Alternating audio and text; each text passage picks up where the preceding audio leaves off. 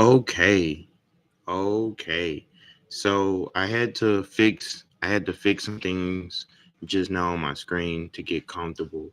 But on this episode, what we're going to talk about right now is how the game has changed. The game is not the same in the United States anymore. Now, for context, I titled this video How Traveling Can Transform Your Life. And we know that a lot of Americans don't have the opportunity to travel.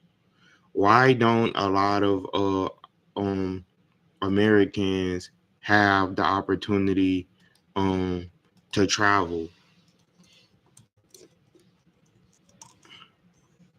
Um a lot of a lot of Americans don't have the opportunity to travel because their job doesn't allow them to travel.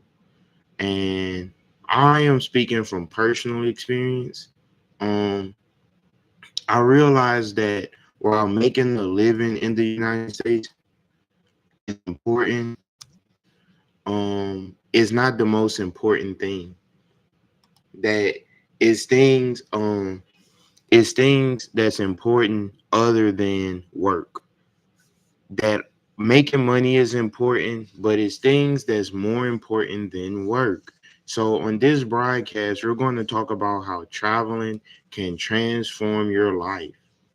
Now, for context, I have been to most of the states on the mainland, and um I've also been to Jamaica, Puerto Rico, St. Lucia, Cuba, and Colombia, the country. And so mainly the Caribbean and Latin America.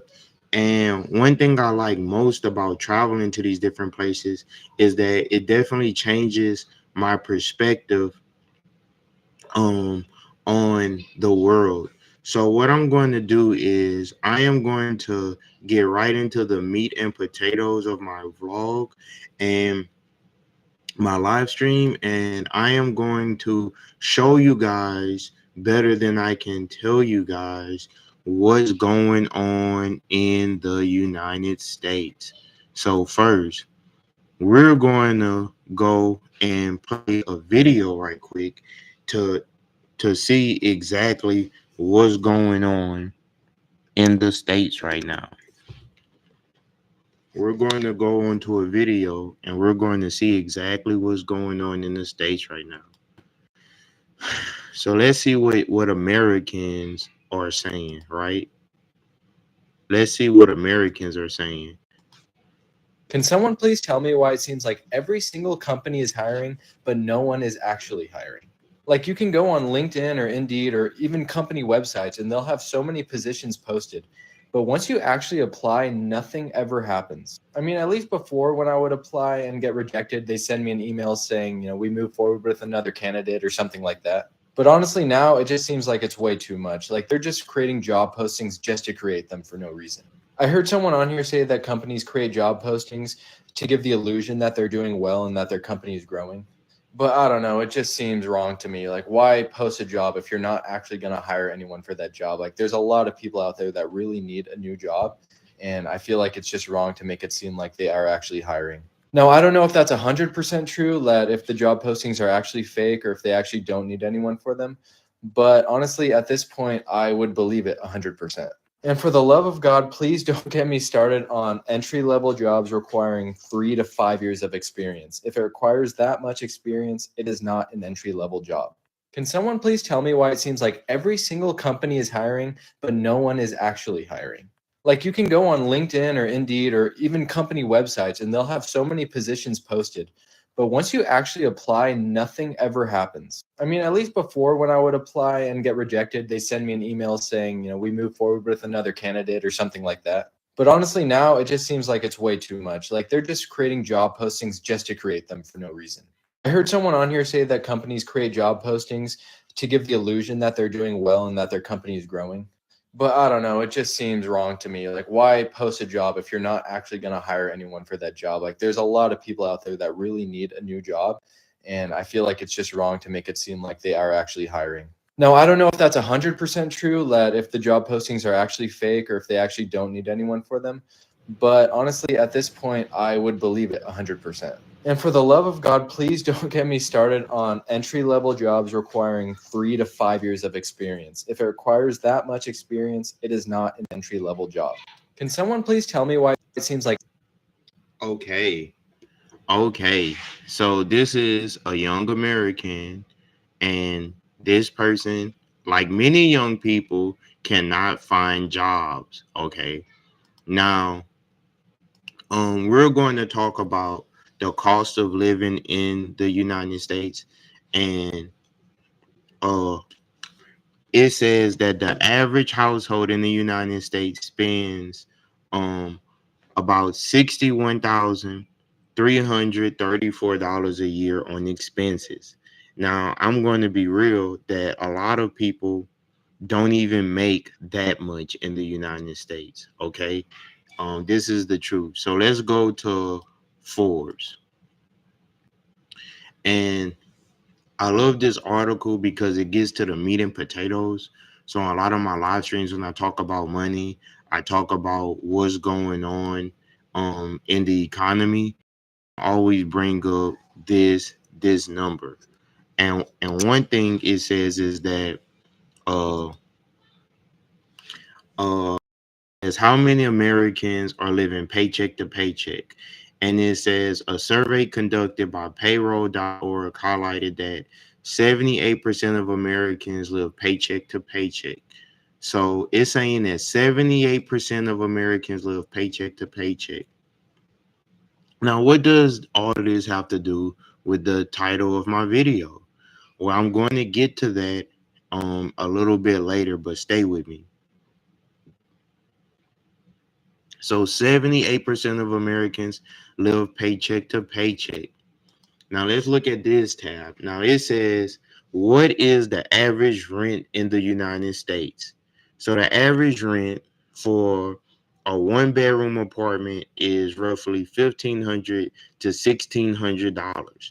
So um that's roughly half of what probably most Americans make per month. So most Americans work all year to be able to afford a place to stay.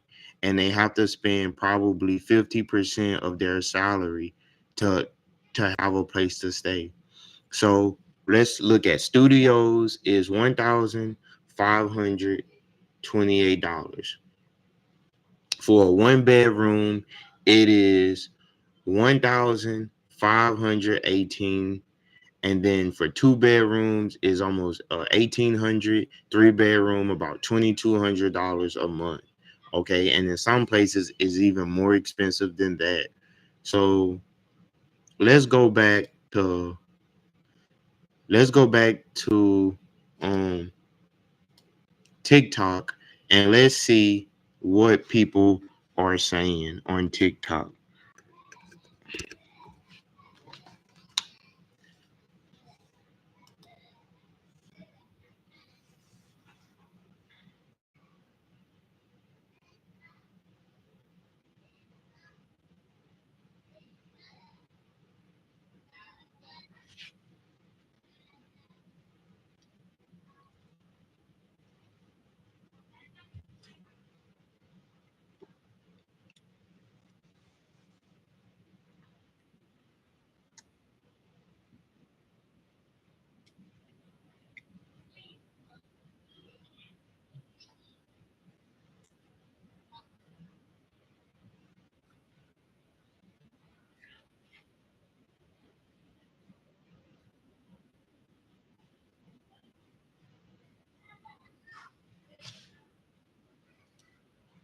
Okay, okay. So if you're seeing this, you know that this is somewhat outrageous, right?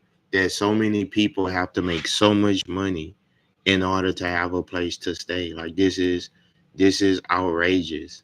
Okay. Hold on. Let me play a video. Didn't see it. Let me play the video again. Share my screen. Let me play that video again.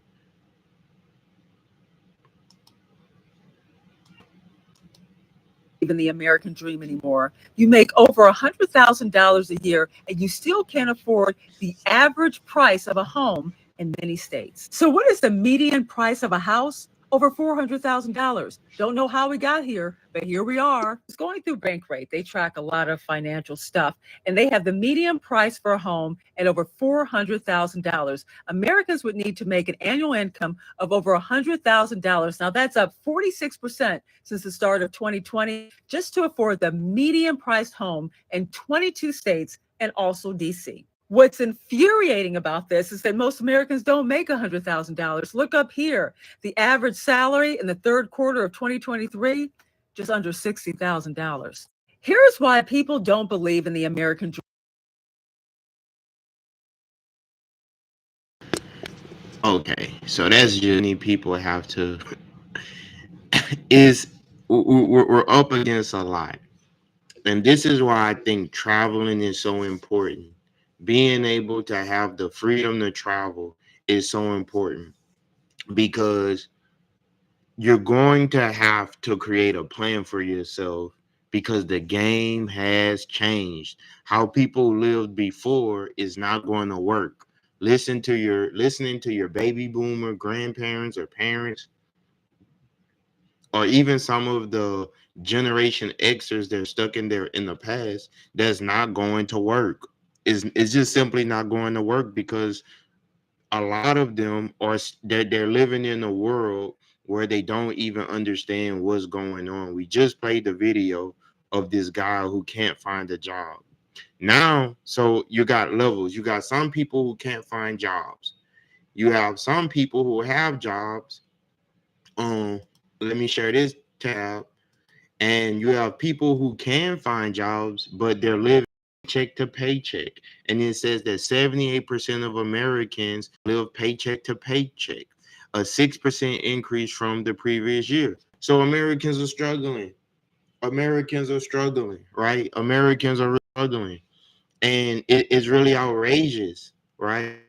But I'm talking about this for a particular reason because unlike people who just complain and don't do anything, I'm all about equitable actions, right? I'm all about trying to find a way out of the madness. The video right quick.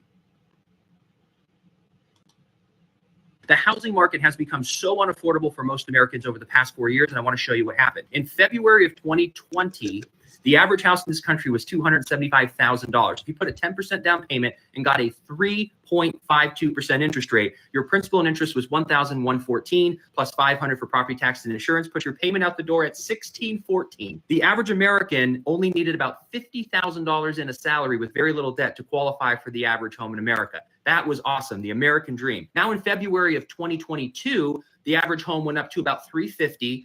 10% down, but the interest rates were still 3.73%. So principal and interest was $1,455 plus about $600 for property tax and homeowner insurance. Put your payment out the door at $2,055. So you needed about $65,000 in a salary with very little debt to qualify. Still very doable.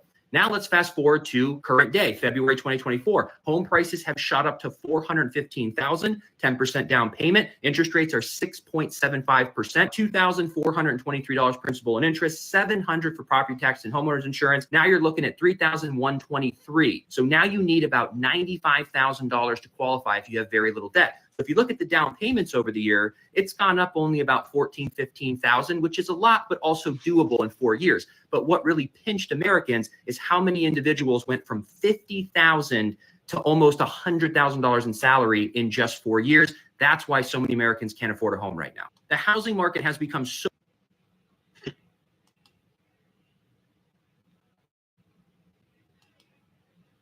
Wow. I'm almost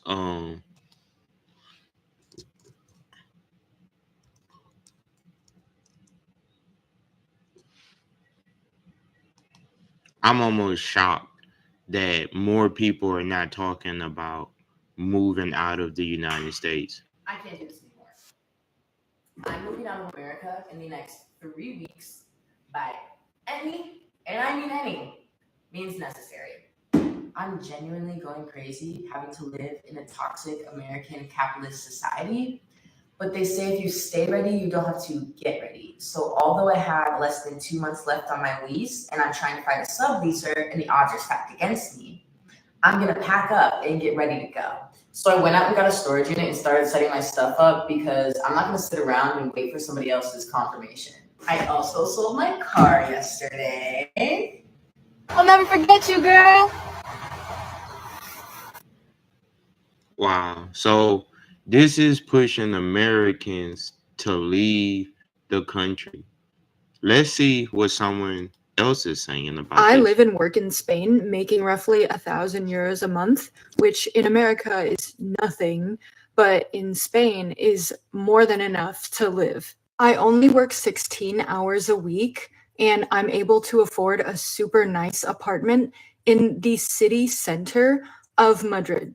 Food costs me 20 euros a week. My electric bill is like 30 euros a month. I don't have to worry about gas or a car payment or insurance because the public transportation system is so world class that you don't even need a car at all. Madrid is like the New York of Spain, except if you were living in the city center of New York, you'd have to be making literally at least 5 grand a month, and that's extremely lowballing it. Just their way of life in general, like, is so much more relaxed and just taking time to enjoy life rather than just working constantly. They literally have a siesta in the middle of the day where they take 3 hours to go nap or go to a coffee shop to hang out with friends. Like, the American mind cannot fathom.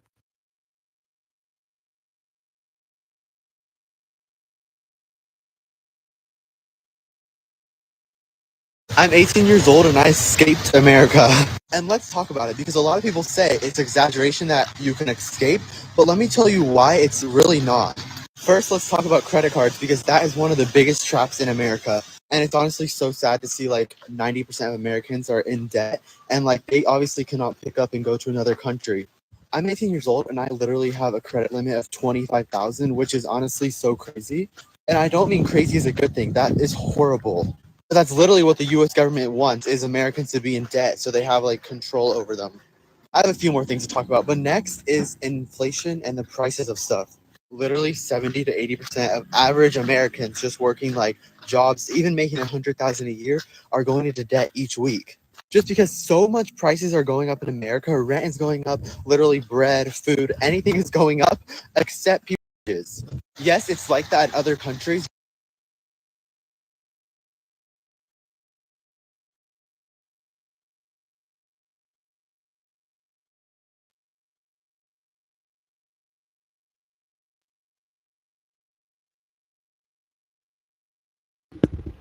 Okay, so if you're so you get the gist of what we're talking about on today's broadcast, and I am going to um be transparent about my experience.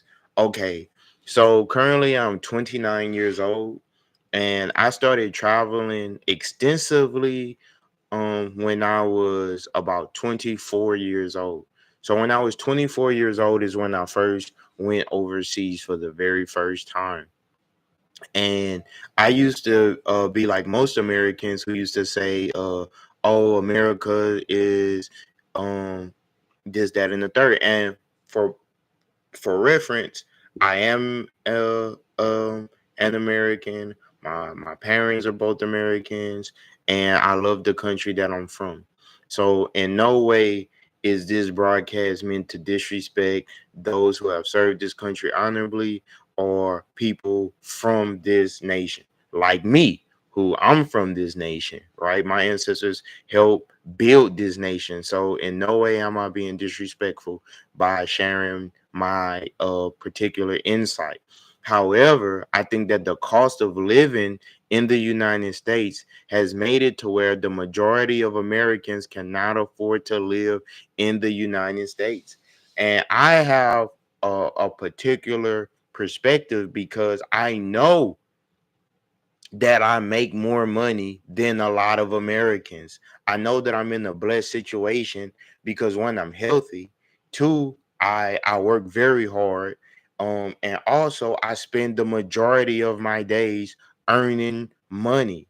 So when I'm having this conversation from a perspective of someone who is making more than $60,000 a year, or is in that $100,000 threshold, and I'm still sitting here thinking to myself like, wow, I'm making this much money, like my life should be a little bit different, right? Like I'm how, how much more money could a person make, right? You saying in the United States we all have to make $400,000 just to live at a certain baseline.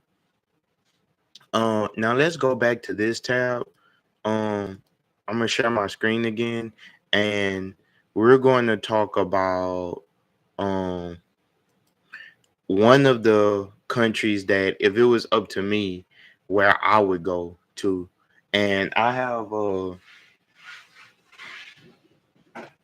this right here. Inside this FedEx is a visa to the next place that I'm traveling to.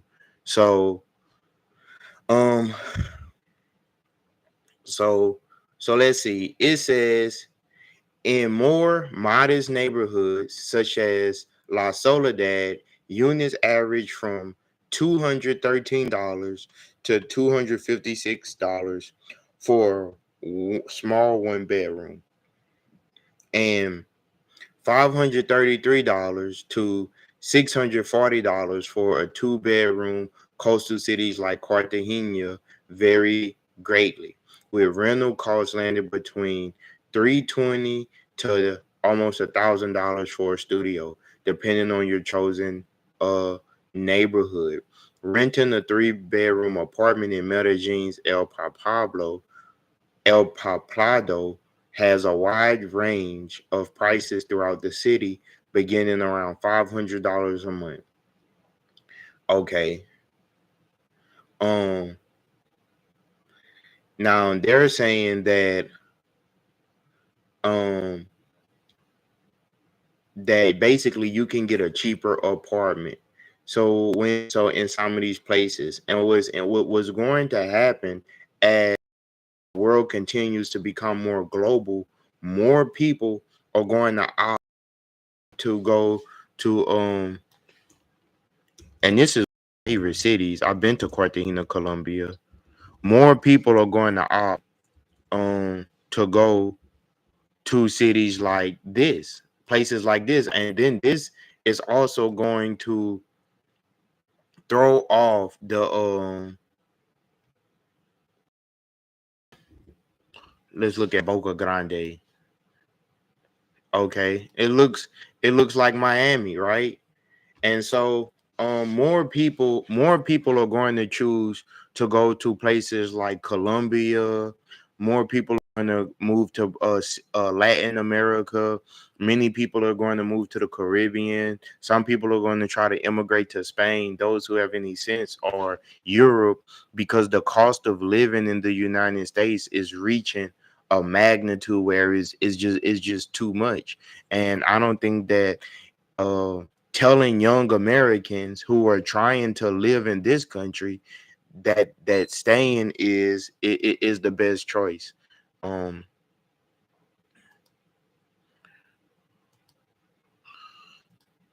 so let's see what's going on.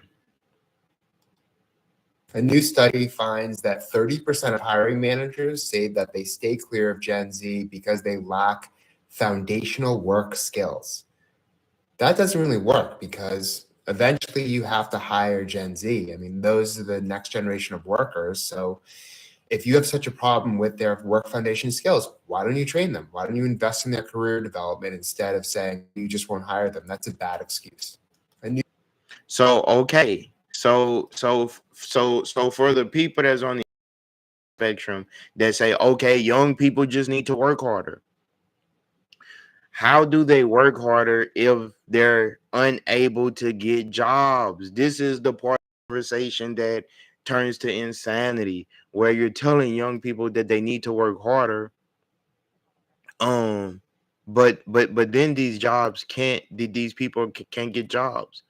Why are all of these places hiring, but like won't fucking hire? Well over 3,000 jobs. That is the lowball estimate of how many jobs in total I've applied to since I graduated college in the winter of 2021. Statistically, job openings on the market are at an all-time high. Why does it feel like it's absolutely impossible to get a job right now? Well, I'm about to tell you why. Because no, I never even managed to actually find a way into the industry in which I graduated from and wanted to join. In fact, it's so hard for Gen Z and millennials to get a job nowadays that even when I did finally get a job, after like 8-9 months of applying, I continued to apply to jobs because I knew that's literally how hard it is to get a job. That if something happened at that job, it could be another 2 or 3 years before I found another one. In fact, I got laid off this week from one of my 3 current jobs for budgeting reasons, and I haven't even bothered to start the applying process again because it just feels so pointless. And people like this who are selling coaching services might try and convince you that your approach is the issue. Unfortunately, it usually has nothing to do with you, which makes you feel even more helpless. Like when I finally managed to find jobs that were actually doing interviews, I would make it to the end round of candidates for those interviews. But the issue is right in front of you. When you open up your LinkedIn and you look at all your job applications, what do you see right away? Only one of them says that it was even viewed. And most of them just all go completely unviewed and untouched. And that's because most of these jobs aren't actually real. And I can confirm this now as someone who worked within a company and whose friend worked within a very large company we'll call Saline Forces. One day I noticed they had hundreds and hundreds on LinkedIn and I was like, oh, I should apply and come work with you. It would be real. We just keep posting the same jobs over and over again, and most of them aren't even real, so that it looks like we're constantly growing and doing well to people on the outside. And most companies do this. Even one of the companies I worked for did this. We would always have a couple jobs posted for our department just in case like the perfect Goldilocks person came along to fit it. But for the most part, it wasn't really a real job. They're referred to as ghost jobs, but there's no way of knowing at first glance which ones are real and which ones are fake. So they all these numbers that allegedly the job market has 1.4 positions posted for every person looking. I don't know why we're not cracking down more on that. Why? So as you can see, a lot of Americans cannot find jobs, and they're mostly young people, and they can't find jobs. And to tell in the country that they can't find jobs, or and you say, well, do this, do that. What the older people are not understanding is that the advice that you're giving these kids is not working. Now, I'm employed, one of the lucky ones, okay? But I have to speak for all of the people in my generation and younger than me that's going to have it worse. They're struggling. And so if you have, I would love to hear what you have to say in the comments. If you haven't already, please like, share, subscribe. My name is Brian Dawson. I travel extensively, and I am currently working on basically advocating for people time off to see the world, because we have a serious mental health issue in our nation, and I'm going to Do me a favor. Kind-hearted woman feeds hundreds out of her truck bed. Heart face emoji. Girl uses a Ford F-150 to make massive amount of ramen and drive it around to feed hungry, homeless people. I've said many times here on the channel that there is something deeply, profoundly wrong with the American psyche. I would agree. I would agree that that we have serious issues here. No measure of health to be well adjusted to a profoundly sick society. A lot of this mental health epidemic, especially among young people, isn't necessarily because something is wrong with people. They're just responding to the environment that they're in accordingly. Who would have known that working long, treacherous hours with minimal benefits and a dying earth and a genocide going on? Who would have known that causes burnout and depression and anxiety and derealization? And we're responding as we should be. It would honestly be more concerning if people weren't, mentally unwell with the state of the world. It is no measure of health to be well adjusted to a profoundly sick society. A lot of this mental health. And I think that the reason that a lot of people don't want to address this is because it makes them mad because they don't have a solution.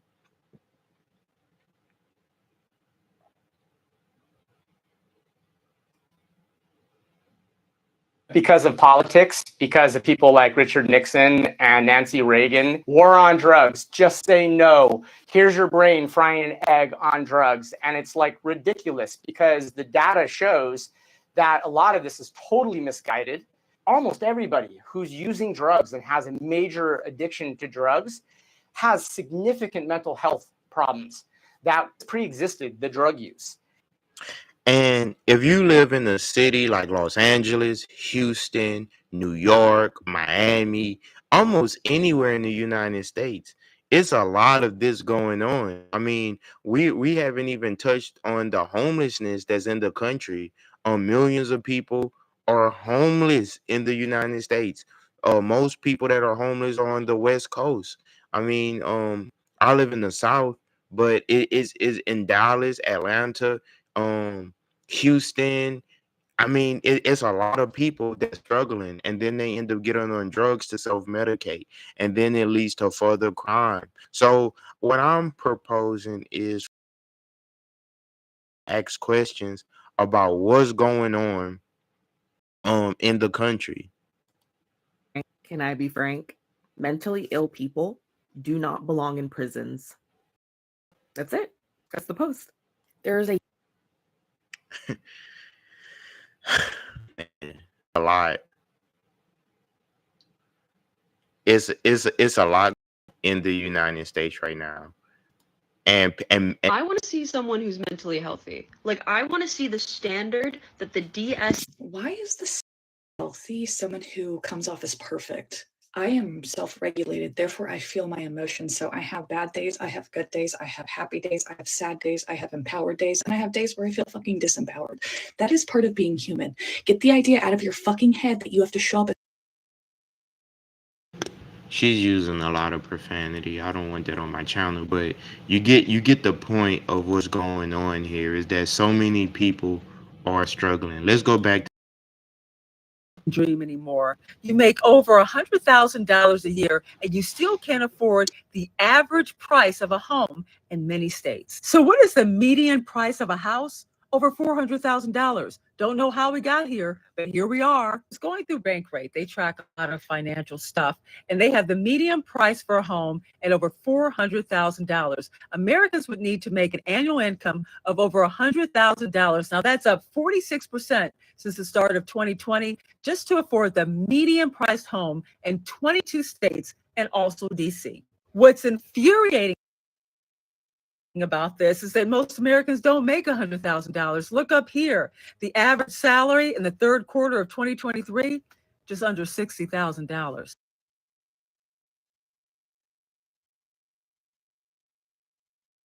let's fact check what she just said. So it says that the average household in the United States spends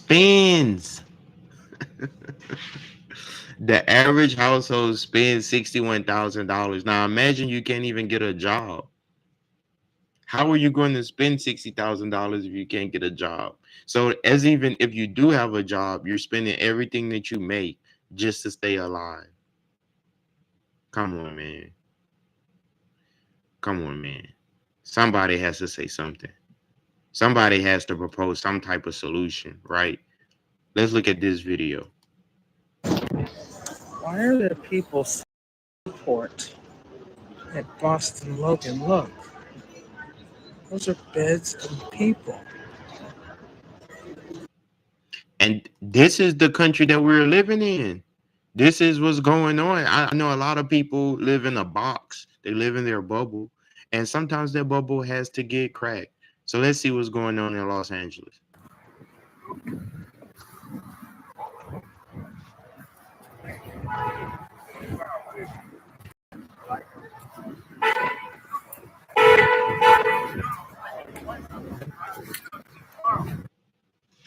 Come on, man.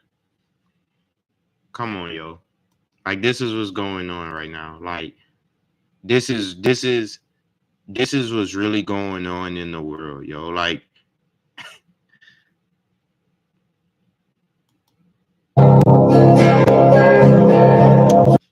this is what's going on in the world right now. That people don't have a place to stay. are really, they're giving up. They're giving up. So a lot of Americans are thinking about simply leaving the states. A lot of Americans are thinking about leaving the states. Now, I think that one of the solutions would possibly be to make our country a better place. But when people are when people when people are struggling and they can't find a better place, but eventually the entire world is going to come to this where most people won't be able to have a decent life because the end game for what's going on in the world right now is that they're going to have people who have, and they're going to have millions of people who have not. And we have to advocate for justice. The just thing would be that most people would do at a certain level, and that nobody will fall between that. And in a really just society, everyone would prosper. That the people who need the most constructive help would receive it. That everyone deserves justice. Everyone deserves the basic necessities of life. That why should only certain people have this? This is my question. This is the question that whoever sees this video, if this video reaches you, my question to you is, do you think that is just that they have people who are homeless, and then there's people who don't have food to eat, children that's born into this world? Do you think that's just while other people are living high off the hog? Let's look at some other stuff that's going on in the world right now. The family is breaking down.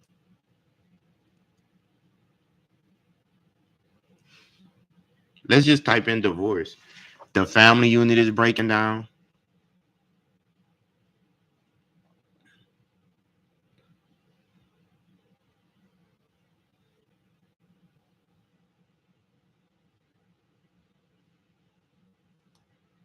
The new modern way of getting divorced, which I swear is going to save you so much time and money and stress, is this. From helping hundreds of clients through divorce, I can tell you this. My clients who hire these two